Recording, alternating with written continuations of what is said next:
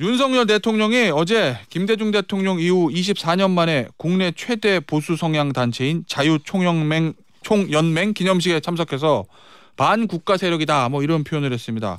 민주당은 과연 이 사안 어떻게 보고 있을까요? 우상호 더불어민주당 의원 전화로 만나보겠습니다. 안녕하세요. 네네, 안녕하세요. 네. 의원님 어제 대통령 발언 들으셨나요? 네네. 예, 일단 뭐 하나씩 짚어볼 건데 반국가 세력들은 유엔 안보리 제재를 풀어달라고 읍소하고 유엔사를 해체하는 종전 선언을 노래 부르고 다녔습니다. 이 발언 어떻게 평가하십니까? 글쎄, 뭐 이제 우리가 흔히 보수를 이렇게 분류할 때 개혁적 보수, 그다음에 중도 보수, 그다음에 꼴통 보수, 뭐 이제 이렇게 우리가 흔히 이제 이렇게 분류하지 않습니까? 네. 또 진보에도 뭐 그런 식의 극조가 있죠. 그런 측면에서 본다면 대한민국의 대통령이 이제 극우 완전 꼴통 보수들이 할 만한 얘기를 했다는 점에서 좀 충격적이죠. 예. 그 종전선언이라는 거는 이제 한마디로 말하면 한반도에서 전쟁이 없게 하는 그런 소위 평화협정을 맺자는 쪽 아닙니까? 네. 그러니까 근데 이걸 추진했던 사람이 트럼프 대통령이에요. 예. 북미 회담을 했지 않습니까? 예, 뭐 그렇긴 했죠. 거기서 추진한 게 바로 이거 아닙니까? 그러니까 그러면은 이제 대통령께서 문재인 정부를 비판하려고 하다가 트럼프 정부를 반국가 세력으로 규정한 꼴이 돼버렸으니 그렇게 보시는군요. 참 이것도 참 난감합니다. 그래서 갑자기 반미 선언이 돼버려서 예. 너무 얄팍한 정치적 술수를 부리다가 정치 국제 정세에서 이제 벗어나는 일이 생긴 거죠. 북한의 핵무장과 도발은 간화하게 대응해야 되지만 한반도의 평화를 정착시키기 위한 기본적인 제도적 구상까지 부정하시는 것은 너무 나가신 것 같아요. 그 방금 전에 얘기하신 얄팍한 정치적 술수, 이거는 어떤 그러면 대통령의 의도를 가지고 이 발언을 했다고 보시나요? 극우 세력을 선동해서 뭔가 자신의 지지 기반을 넓히겠다고 하는 정치적인 수죠. 그러니까 잘 보십시오. 박정희 대통령도 7.4 남북 공동선언을 했고요. 예. 그다음에 박근혜 대통령도 북한 김정일 위원장과 회담을 했지 않습니까? 네. 그러니까 이제 뭐냐면 한반도의 평화를 정착시키려고 한 노력은 보수와 진보를 넘어서서 대한민국 대통령이면 누구나 추진했던 일이거든요. 예.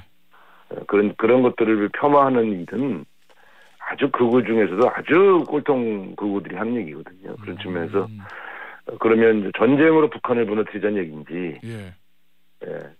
저는 솔직히 말해서 무슨 말씀하신지 모르겠어요. 알겠습니다.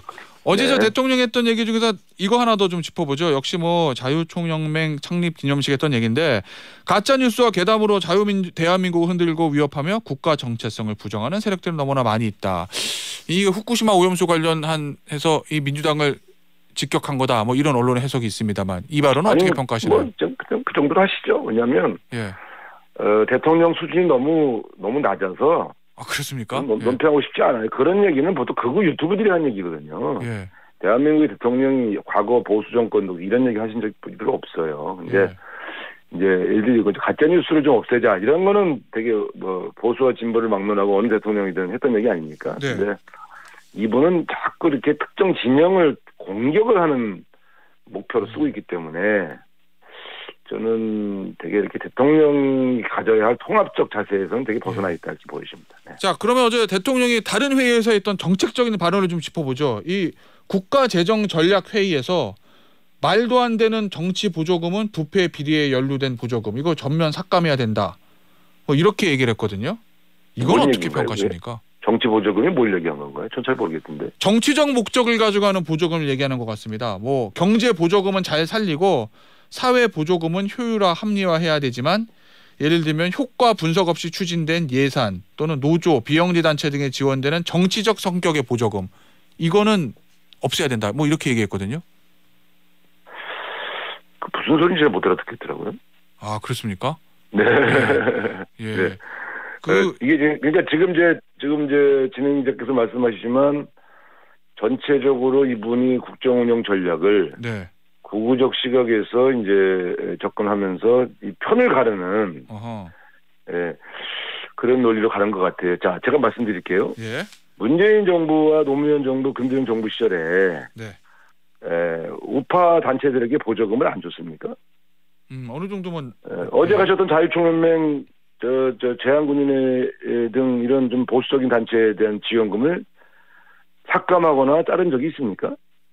그런 적 없거든요. 예. 그는 대한민국을 대표하는 여러 단체들이 나름대로 예. 적절한 정부의 지원 속에서 의미 있는 활동을 한다고 평가한 거거든요. 다만 그런 단체들이 너무 국론을 분열시키는 행위를 하거나 심각한 어떤 뭐 행사를 할 때 입장을 발표한 적은 있죠, 여당이. 그런데 이 대통령께서는 이제 진보적인 단체나 노조나 이런 데는 아예 그냥 자금을 끊어서 말려 죽이겠다 이런 사고를 갖고 계신 것 같아요. 그래서 그렇게 보시는군요. 예. 잘못된 행위를 비판하고 잘못된 행위를 바로잡겠다고 한다면 그거는 토론할 수 있는데 예. 아예 단체를 씨를 말겠다 이렇게 접근하시는 것은 대단히 위험한 접근이라고 보여집니다. 알겠습니다. 다른 현안 얘기 좀 짚어보도록 네. 하겠습니다. 이 사드 관련해서요.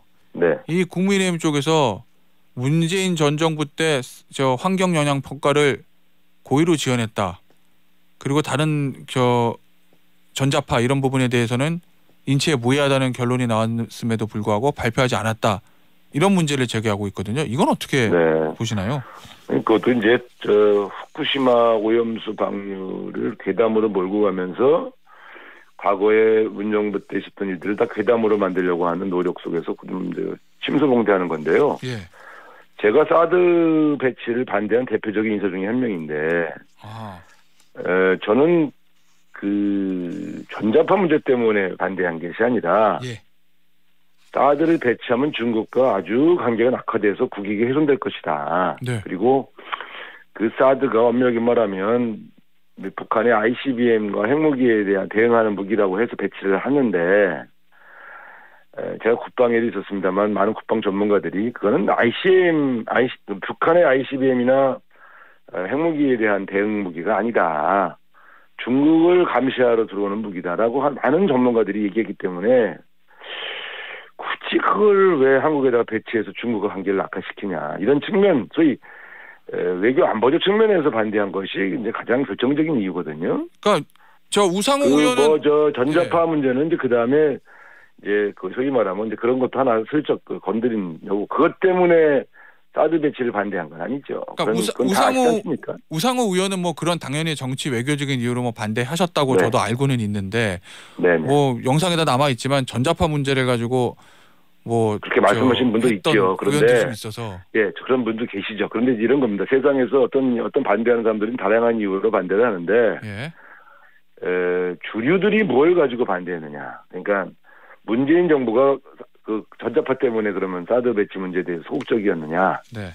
엄밀하게 말하면 대단히 정부적 측면에서는 사실은 외교 안보적 측면에서 소극적인 것이지 전자파 때문에 그러진 않죠. 근데 이제 이런 겁니다. 전자파 때문에 반대한 분도 있으니까 그거를 계기로 사드를 반대했던 분 전체를 괴담 집단으로 만드는 일 이런 것들이 이제 사실은 가짜뉴스고 침소봉대인 것이죠. 알겠습니다. 자, 민주당 얘기 좀 해보도록 하겠습니다. 이낙연 전 대표가 귀국해서 첫 번째 행보로 현충원 내에 있는 김대중 전 대통령 묘역을 참배했습니다. 이 이낙연 대표의 행보는 어떻게 보고 계신가요? 저는 뭐 의례적인 행보라고 보여지는데요. 의례적인 행보다. 저 같은 경우도 외국 나갔다 들어오면은 이제 한 1년 있다 오면 제일 먼저 정치적으로 저를 영입해준 김대중 대통령 묘소부터 가지 않겠습니까? 박정희 대통령 묘소부터 갈 수는 없잖아요. 그러니까 그래서 저는 이제 그런 거는 뭐 크게 의미 부여할 건 없어요. 근데 일각에서는 이낙연 그 전 대표님도 김대중 대통령 영입했으니 자기를 영입해준 선생님을 먼저 방문하는 건 당연한 거죠. 일각에서는 호남을 기반으로 정치적 목소리를 내겠다는 의도 아니냐라는 일각의 해석도 있는 것 같은데요. 네, 그 일각이 도대체 난 뭐 누군지 모르겠는데 의례적인 행보조차 정치적으로 해석하는 것은 너무 과도하고요. 아니 원래 호남 출신 국회의원이시고 정치인이셨으니까 본인을 영입해준 선생님 묘소부터 가시는 게 그게 뭐가 자연스러운 거 아닌가요? 알겠습니다. 네. 자, 의원님, 불체포 특권 관련된 거 좀 제가 좀 질문을 좀 드릴게요. 네. 혁신이 민주당 혁신위에서 체포동의안에 올라오면 가결을 당론으로 정하고 그리고 불체포 특권 포기 서약하자 뭐 이런 취지의 안을 내놨는데 지도부에서 나온 얘기 좀 다른 것 같거든요.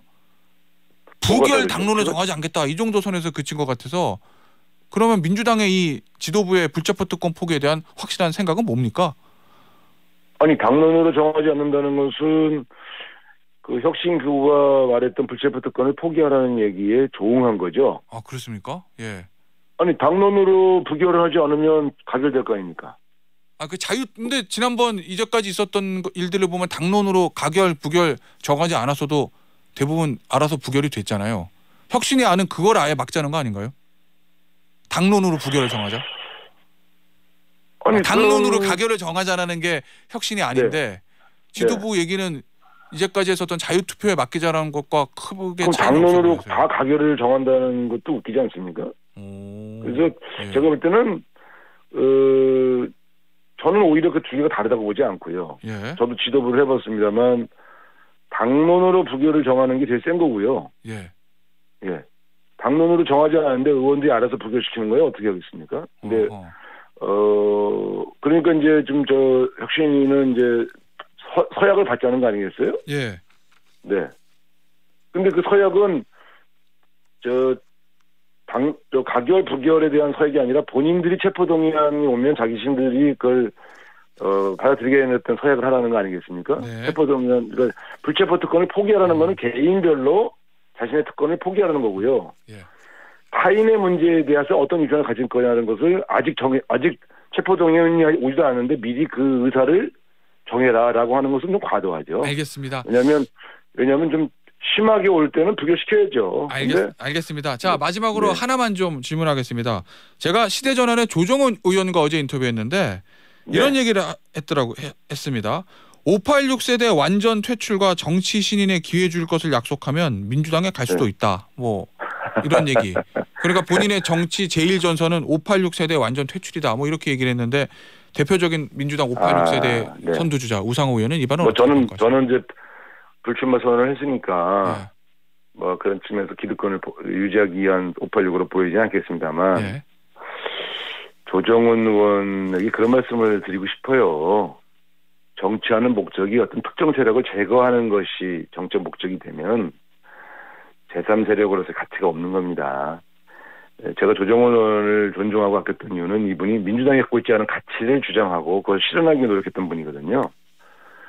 정치는 자신이 갖고 있는 가치를 실현하기 위해서 노력하는 것이지 어떤 세력을 제거하기 위해서 정치하는 거는 정치의 목적이 되서는 안 되죠. 그러니까 저는 그런 측면에서는 조금 실망스러운 얘기예요. 그래서 알겠습니다.